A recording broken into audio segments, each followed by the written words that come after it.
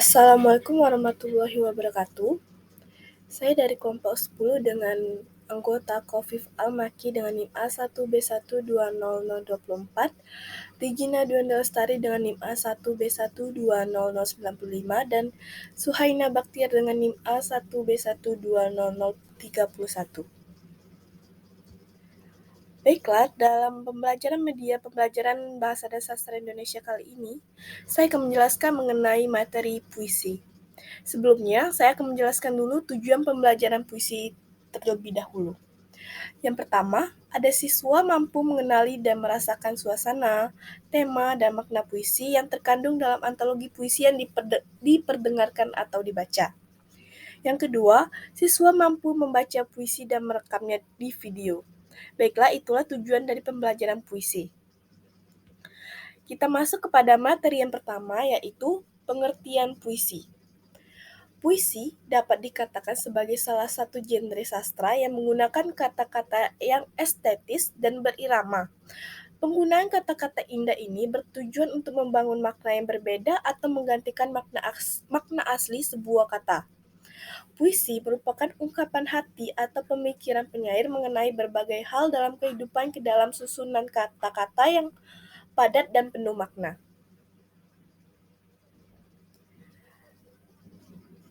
Selanjutnya kita membahas ciri-ciri puisi. Puisi memiliki beberapa ciri sebagai berikut. Yang pertama, bahasa yang digunakan dalam puisi lebih padat dibandingkan prosa dan drama. Yang kedua, puisi memiliki rima atau sajak yang teratur. Yang ketiga, puisi lebih menggunakan sajak syair atau pola pantun, khususnya pada puisi lama. Selanjutnya ada puisi bersifat simetris. Puisi memiliki makna konotatif, dan ciri-ciri yang terakhir adalah puisi terdiri dari kesatuan sintaksis atau gatra. Selanjutnya kita membahas unsur-unsur dalam puisi. Ada unsur yang pertama yaitu struktur fisik puisi. Yang pertama, ada tipografi atau format puisi, yaitu dalam tipografi ini, kamu dapat melihat pengaturan baris, batas, tepi kertas, ataupun pemilihan huruf. Yang kedua, ada diksi. Diksi merupakan pemilihan kata yang digunakan oleh penyair dalam puisinya. Yang ketiga, ada imaji atau citraan.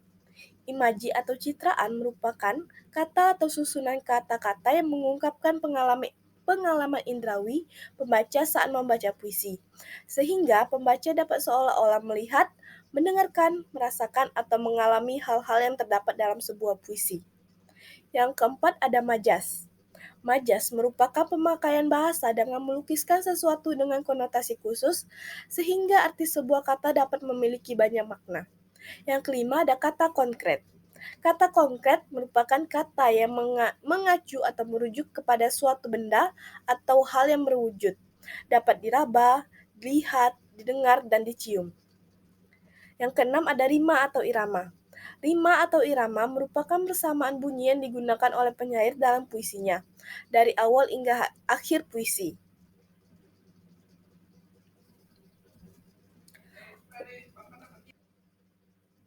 Yang ketujuh ada pengulangan kata, atau ungkapan yang menentukan tinggi rendah, panjang dan pendek, keras dan lemahnya bunyi yang sangat berpengaruh dan menonjol dalam pembacaan puisi. Yang kedelapan ada onomatop atau tiruan bunyi.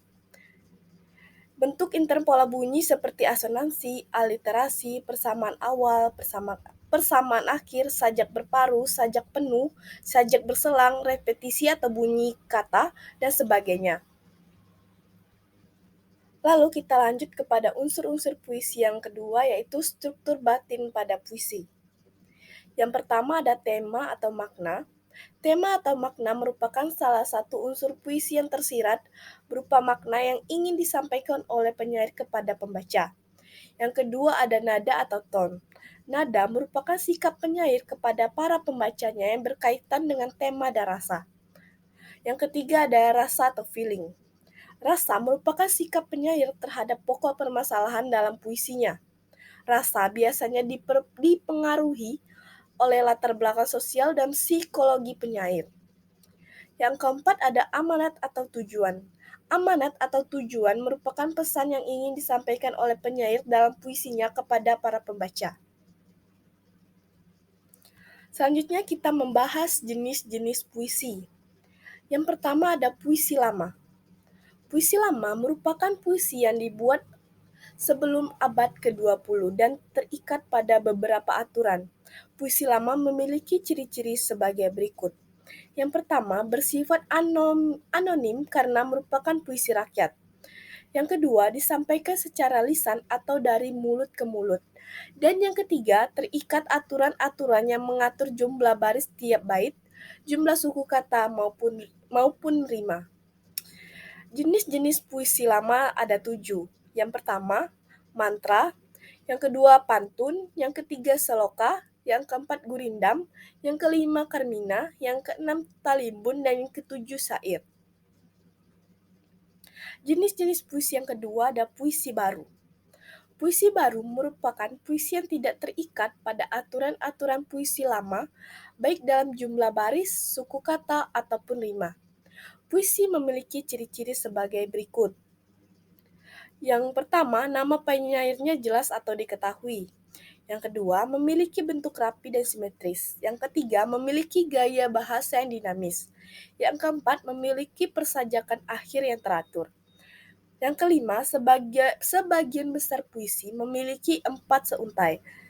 Yang keenam, setiap barisnya terdiri dari sebuah gatra atau kesatuan sintaksis. Yang ketujuh, setiap gatra terdiri dari 4-5 kata dan banyak menggunakan pola pantun dan syair, sekalipun ada juga yang menggunakan pola puisi lama lainnya.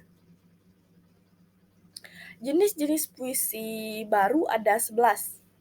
Yang pertama ada himne, yang kedua ada balada, yang ketiga ada epigram, yang keempat ada elegi, yang kelima satir, yang keenam distichon, 7 terzina, 4 kuatren, 8 kuatren, 9 sextet, 10 septima, 11 soneta. Jenis-jenis puisi yang ketiga ada puisi kontemporer. Puisi kontemporer merupakan jenis puisi yang berusaha menyesuaikan diri dengan perkembangan zaman dan selalu berusaha keluar dari ikatan konvensional penulisan puisi lama maupun baru. Puisi kontemporer juga biasanya menggunakan kata-kata yang tidak terlalu memperhatikan kesantunan berbahasa, seperti menggunakan kata-kata yang kasar, ejekan, atau lainnya.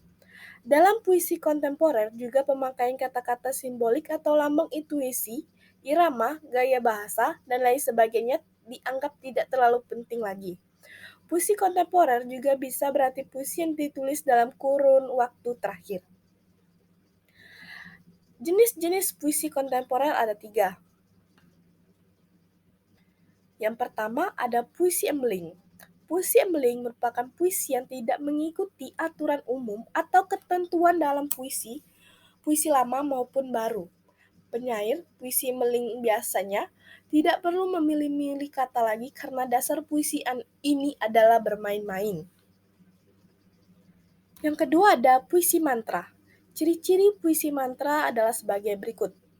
Mantra berfungsi sebagai penghubung manusia dengan dunia misteri. Yang kedua, mantra bukanlah sesuatu yang dihadirkan untuk dipahami, melainkan sebagai sesuatu yang disajikan untuk menimbulkan efek atau akibat tertentu. Dan yang ketiga, mantra mengutamakan efek atau berakibat berupa kemanjuran yang terletak pada pemerintah. Yang ketiga ada puisi konkret. Puisi konkret merupakan puisi yang lebih mengutamakan bentuk grafis berupa tata wajah sehingga menyerupai gambar tertentu dan tidak sepenuhnya menggunakan bahasa sebagai medianya. Baiklah, itu saja materi dari saya mengenai materi puisi pada pembelajaran bahasa Indonesia. Saya mohon maaf jika ada kesalahan kata atau pengucapan. Saya akhiri. Wassalamualaikum warahmatullahi wabarakatuh.